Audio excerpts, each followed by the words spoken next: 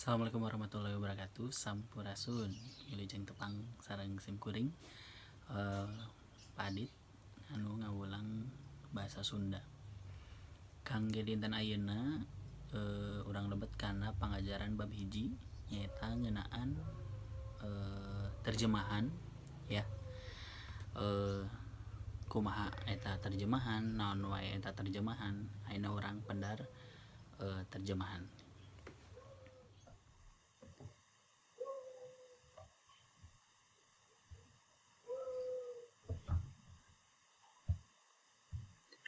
Ya, satajana hidup parantos pernah ngupingkeun lagu ieu tacan.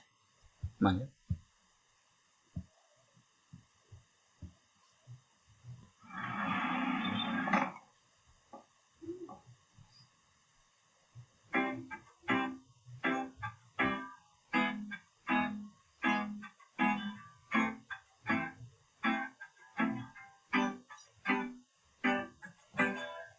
Geus biasa urang ditinggalkeun teu dipalire jeung dipincer ku anu dipikat cinta najan nyeri tapi teu dirasa masangkeun sadaya kanu kawasa anu geus ngatur sadaya jalana jeung oge jodona dimana wae iraha wae urang mah slow bakal slow angker slow terus slow nyantai nyantai jodoh mah moal ka mana urang mah slow bakal slow angker slow terus slow nyantai nyantai urang yakin Gusti masihan kabogo.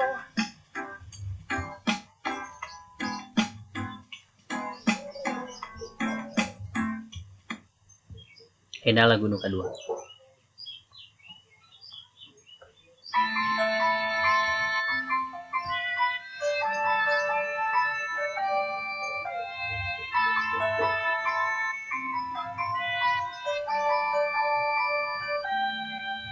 Sanjung gas di detik berbicara tidak hanya kerajaan sembunyi sekarang bisa jadi raja angin dan gelembung sakit tos badai salju berbiasa mudah abdi geus coba titah abus titah ningal jadi budak kudu selalu bager bersumput ketoni rasa jadi padanya ho antepkeun ketiasan hati antepkeun geus bae banting panto teu paduli batur ngomong naon bae badai rizki adi teu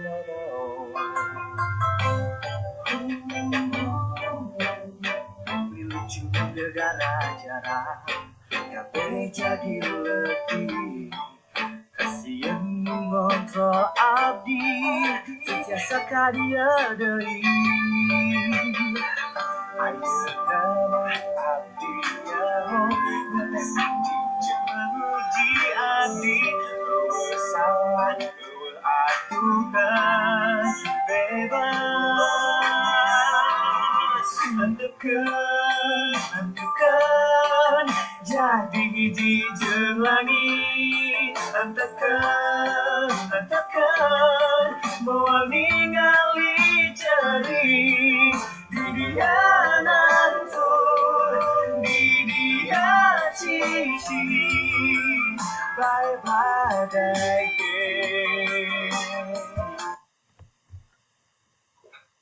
Tah aya dua contoh lagu anu tadi tos dikupingkeun ku hideuk ya. Nu kahiji eta judul laguna Slow. Nu kedua eta judulna lagu Frozen nya.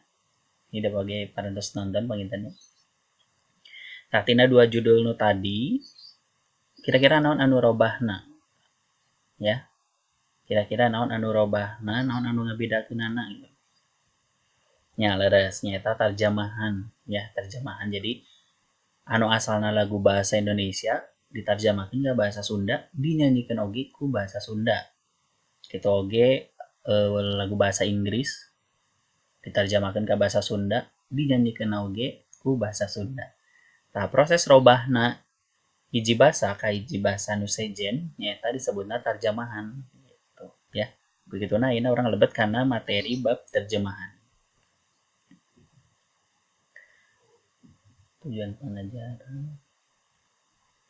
Nah, wangunan terjemahan atau pengertian terjemahan. Terjemahan teh nyaeta mindahkeun teks tina bahasa sumber atau bahasa asal kana bahasa nu sejen atau bahasa anyar. Jadi proses pemindahan bahasa dari bahasa satu ke bahasa yang lainnya. Gitu.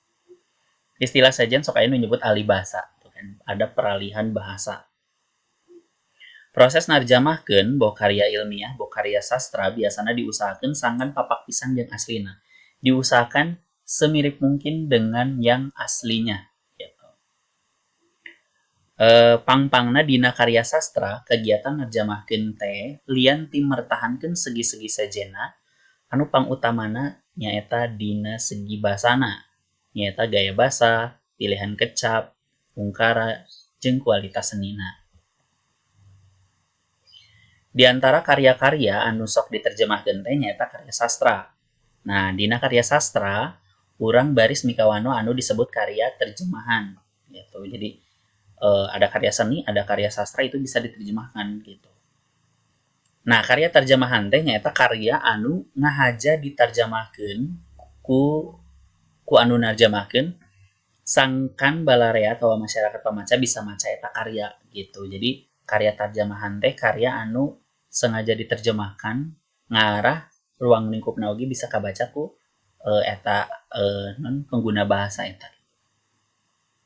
Ari karya anu diterjemahkeun kana rupa-rupa basa dikasang tukangan kulantaran eta karya teh dianggap fenomenal atau karya anu disebut masterpiece gitu. Jadi karya anu diterjemahkeun teh banyak latar belakang gitu. Banyak latar belakang mengapa satu karya itu diterjemahkan ke bahasa lain gitu. Nah, ayo ge dina hasil terjemahan eta teh biasa nama karya-karya anu geus dianggap fenomenal atau anu geus disebut masterpiece teh gitu. Ngan anu jadi pasoalan aya kalana karya anu diterjemahkeun teh sanggeus meunang pangajen betuluyu jeung eusi atawa amanat nu nulisna. Tah ieu anu jadi kahengkeranana atawa kesulitanana dina narjamahkeun gitu. Jadi anu hesena dina narjamahkeun teh sanggeus diterjemahkeun teh geuning eusi atawa amanat nu nulis teh beda. Nah, eta nu jadi pasoalanana teh. Jadi tukang narjamahkeun teh memang lain pagawean anu enteng. Sabab ari narjamahkeun teh butuh mikamaham kumaha eusi karya sastra atau dimaknaan jadi hiji hal anu ngabogaan sasaruaan makna jeung karya aslina. Jadi henteu sagawaya urang langsung narjamahkeun ti kecap gitu. Tapi urang oge kudu dibaca heula teksna gitu nya eusina kumaha sangkan ke geus diterjemahkeun eusina tetap sarua gitu. Kulantaran kitu, pikeun anu narjamahkeun mah kudu nya mikamaham maksud anu eta nulis karya anu diterjemahkeunana. Teu saukur ngaganti unggah kecap tina hiji bahasa ka bahasa sejenna tuh kan. Nah, aya padika narjamahkeun ya, padika aturan. Aya 3 kamampu bahasa anu kudu dicangking yang harus dipegang gitu ya, dicangking yang harus ada kamampu gramatikal, kamampu sosiolinguistik, jeung kamampu semantik. Ini orang pedari jiji.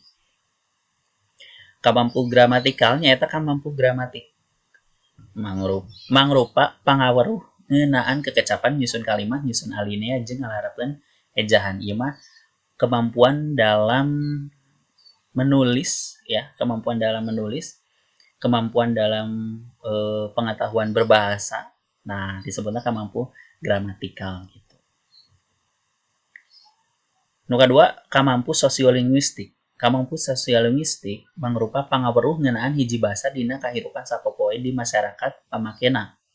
Contoh, kacapi nah aya basa Inggrisna atawa teu tah. Jadi, urang teh kudu paham kana lingkungan anu diterjemahkeunana. Gitu. Jadi, nah aya kekecapan anu kudu diterjemahkeun teu, nah aya kekecapan anu teu bisa diterjemahkeun nya aya gitu, pasti aya. Tah urang kudu paham heula gitu. Nu katilu kamampu semantik. Kamampu semantik mangrupa kamampu dina ngaguar harti atawa makna teks anu rek diterjemahkeun. Contohna matahari akan tenggelam. Matahari akan tenggelam lamun diterjemahkeun jadi naon? Panon poe bakal titeuleum.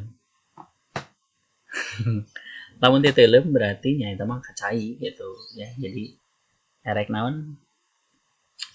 Ya, pokoknya teu bisa sagawaya diterjemahkeun gitu. Ayeuna urang lajeng kana kaedah-kaedah narjamahkeun prosa.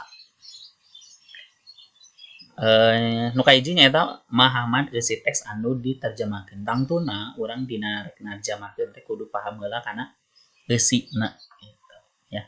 Jadi teu asal langsung narjamahkeun gitu. Nu kadua nyaeta merhatikeun galur carita ya. Geus tamtu lamun misalna hiji karya sastra, nah eta novel atawa dongeng gitu kan. Geus tantuna eta bakal aya galur caritana. Nu katilu nyaeta kudu luyu jeung eusi atawa amanat anu nulisna atawa paham kana maksud anu pangarang. Tah eta fungsina urang maca eusi ya. Urang maca eusi karya sastra teh ngarah naon anu hayang ditujukeun ku pangarang aslina bisa tetep katepikeun ka anu maca sanggeus diterjemahkeun gitu.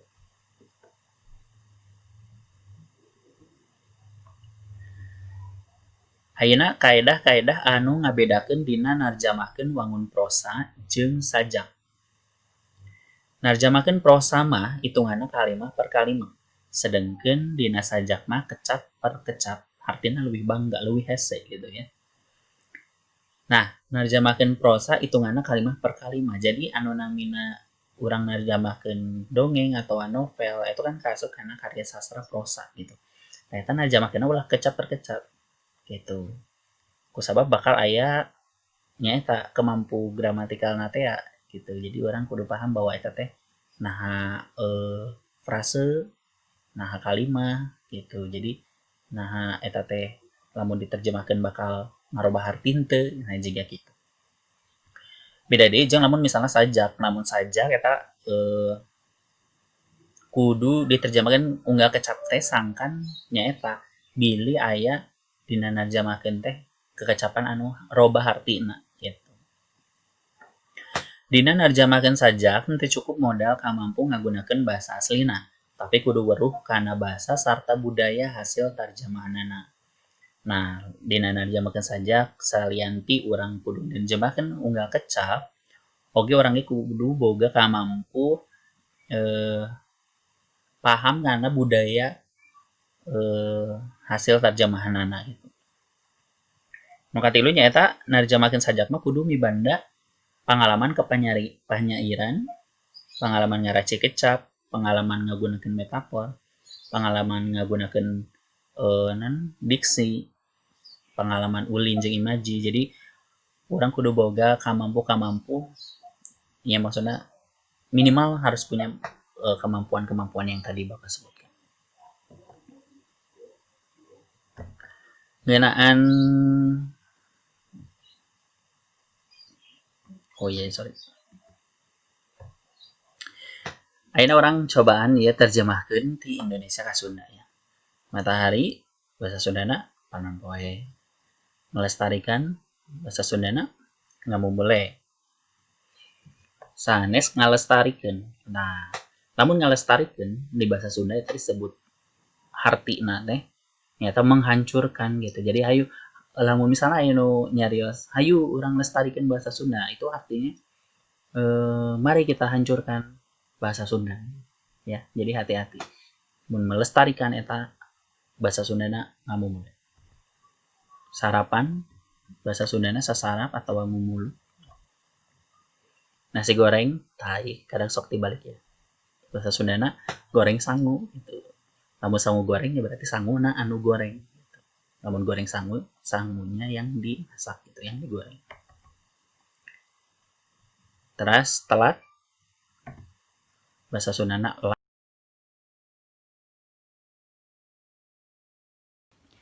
kangge pangajaran bahasa Sunda dinten ayeuna urang cekapeun heula dugi ka dieu. Hatur nuhun kana paratosana urang tepang di minggu payun.